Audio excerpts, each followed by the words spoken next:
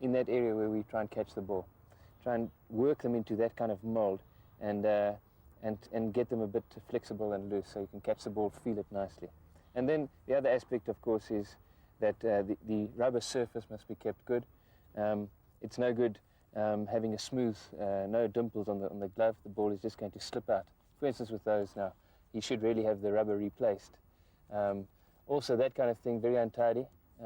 Good to have some glue in your bag, and when it often does happen that the fast bowlers sort of loosen things up, and you just got to stick it back down. Right, and what about protection for your hands? I've got a pair of inners here from a youngster. He'd struggle taking Alan Donald with those, wouldn't he? Yes, I think ideally, you know, you're going to probably get by with medium paces and spinners with just the normal cotton inners. But ideally, if you could get a pair, chamois leather is very nice. But to have an extra little bit of padding in the palm or in that area, that cupped area which I spoke about earlier, where you catch the ball, right. That's most important. I remember Alan Knott using plasticine in his hand, just inside. Have you ever used anything like that?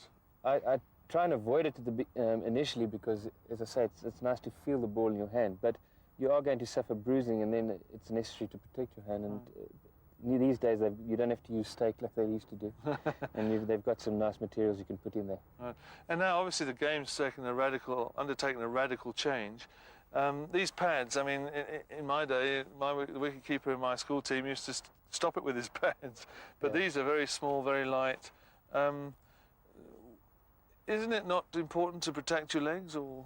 Well, hopefully you're not going to be doing the old sort of trying to trap it with your knees anymore. So most important is that they're light and you can move freely. And footwork in wicket keeping is as important as anything else. And so it's important to have pads that are not too cumbersome and are light.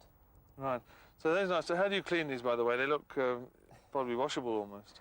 Yeah, these days, you know, they're not like the old buckskin. These days, you just need a wet cloth, and that'll do the trick. Right. Okay.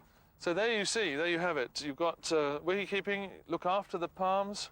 Very important that you have glue in your bag. It's very important that you re-rubber these so that the rubber, you can actually see the pimple in them. And whatever glove you have, make sure they're supple and it's easy to catch the ball.